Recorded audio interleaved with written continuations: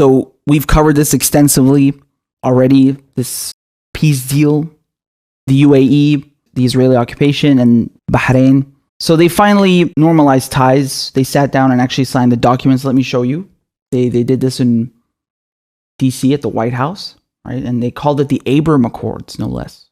Will now sign the Abraham Accords. They will each sign 4 copies, 1 in English, 1 in Hebrew, and 2 in Arabic. They called it a peace deal. What do you mean peace? These countries are not at war. Matter of fact, they've had extensive ties the entire time, but under the table, they've just publicized the relationships now. That's it. Yeah, they've been working with the Zionist occupation for a while, cooperating with them in a multitude of ways, right? So this is not surprising. It's disgusting, but it's not surprising. And like I said, I think Saudi Arabia is probably next in line. They're trying to get Sudan on board as well. And maybe Oman. We'll see. But to call it a peace deal is absurd. And they keep trying to invoke Palestine. And, Palestine's not involved. This is a stab in the back to Palestine. So you also had cameras inside the Oval Office. And they were filming Trump and Netanyahu. And Donald Trump gave Netanyahu a key to the White House. Yes. Take a look. Take a look at this gesture. Sure. I would love that. This was a special token of affection given by myself and the First Lady to Prime Minister and the First Lady of Israel. And it's a key. We call it a key to the White House. And it's a key to our country and to our hearts. And you've been an amazing leader for a long period of time. And this is, in many respects, the big day, because this is something that's very special. And we just left UAE and Bahrain. We're going to meet outside in a ceremony. And it's just a very important event, and it's an honor to have you with us, baby. Thank you very much. Thank you, Mr. President. And I have said, and this is true, that you have the key to the hearts of the people of Israel, because I mean, that tells you everything you need to know, man. It's so funny how they always talk about Russian influence and Russiagate, and they're interfering in U.S. politics. You have an entire lobby dedicated to enacting the interests of another country, and it's one of the most powerful groups in Washington, D.C. That's not interference. It's right there in your face. This key is meaningless. It's probably Netanyahu who gave it to Trump, and he just passed it back in front of the cameras. During the same sit down, look at what Trump said. Tremendous strides, and this is peace in the Middle East without blood all over the sand. I say it. Right now, it's been blood all over the sand for decades and decades and decades. That's all they do is they fight and kill people, and nobody gets anything. What the fuck? Did you hear that? That's all they do. They just fight and kill people, and they don't get anything. That's you, asshole. Who's bombing a dozen countries? Who's bombing Syria, Iraq? Yemen? Whose bombs are those? Libya? Who destroyed that country? What the fuck are you talking about? Who keeps arming opposition groups and funding jihadists and creating these conflicts? Like, he's talking about Arabs like, oh yeah, they're savages, these Arabs, they're fighting all the time, and there's blood all over the sand, and they're just violent by nature, and they don't get anything because they're stupid, and so the white man has to come and step in and guide them and teach them what to do. Go and fuck yourself. Pay attention now. He gets asked about the Palestinians. Yes, there is one reporter who remembered the Palestinians. Well, at least one person in the room remembered the Palestinians. How generous of them. Different way. We went in the back door, but I call it going in the very smart door. We went in the back door. We're getting the Palestinians will absolutely be a member. I don't say that with any bravado. I just tell you the Palestinians will be a member at the right time. They will have a country by themselves? Will they have a state of themselves in your peace? We're working a deal. We are talking to the Palestinians. At the right time, they'll be joining too. And as long as you... What does that mean, at the right time? He talks about the Palestinians as if there's some irrelevant side actor who has nothing to do with this entire issue. Where do you think Israel is located exactly? Oh, that's right, on Palestinian land, you asshole. And he talks about them as, oh yeah, we'll deal with them later, these Palestinians. Look at the callous way in which he speaks, the disrespect. It's unbelievable. Just racism on top of racism.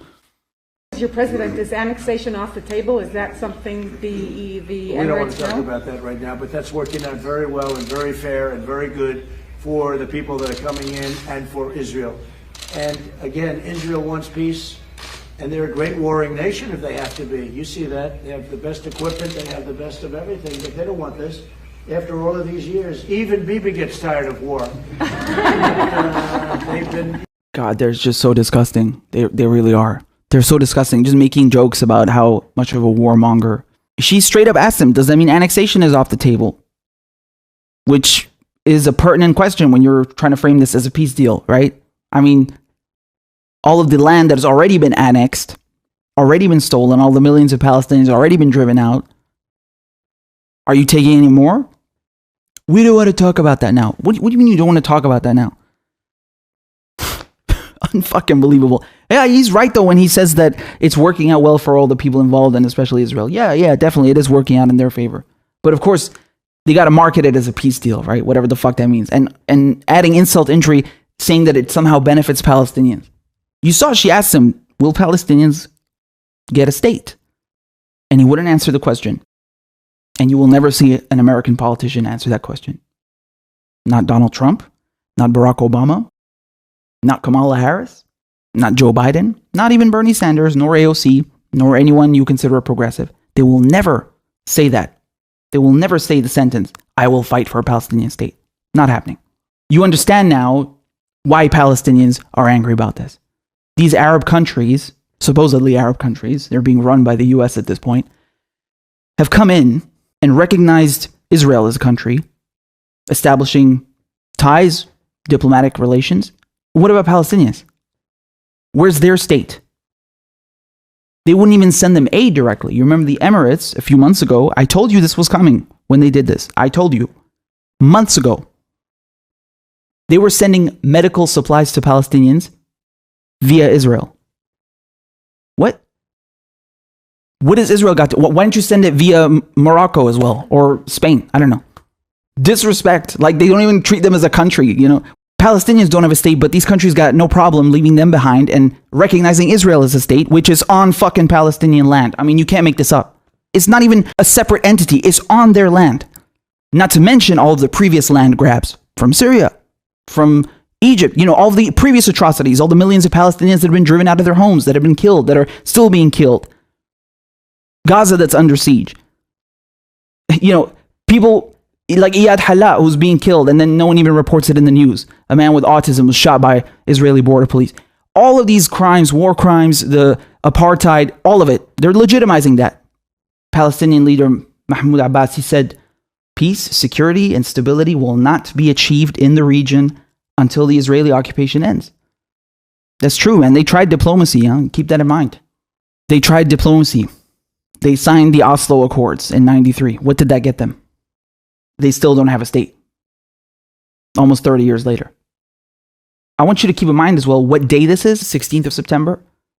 This is the anniversary of a massacre that took place in Lebanon. So this was during the Civil War, and you had Christian militias that were being backed by Israel, and they just murdered thousands of Palestinian civilians.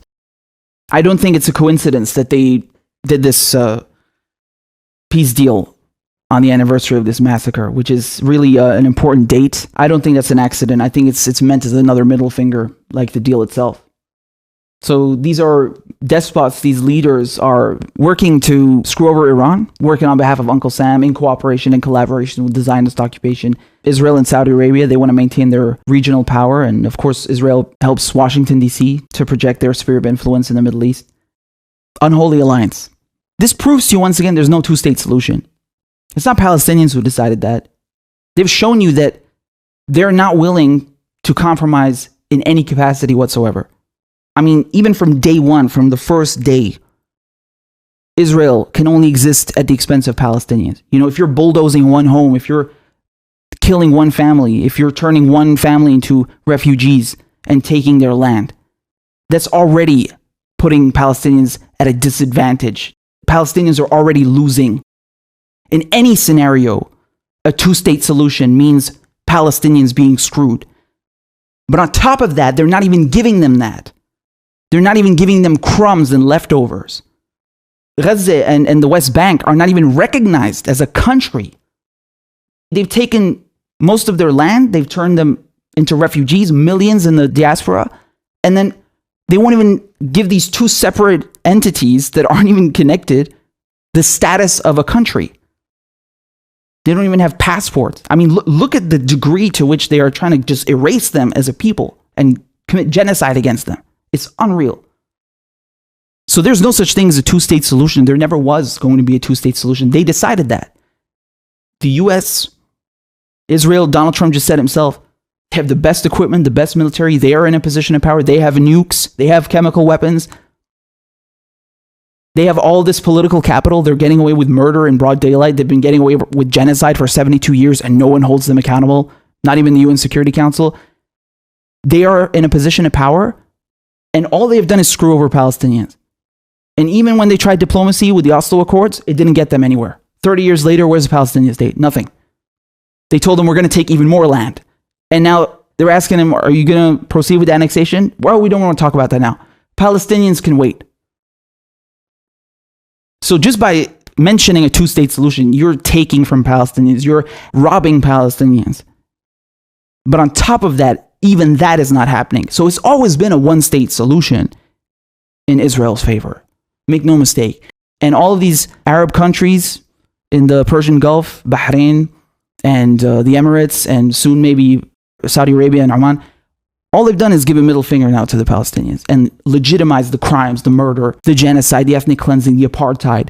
They've legitimized that.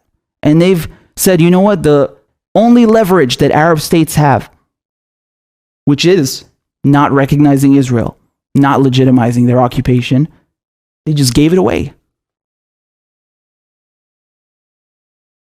They just gave the middle finger to the Palestinians. That's what it was.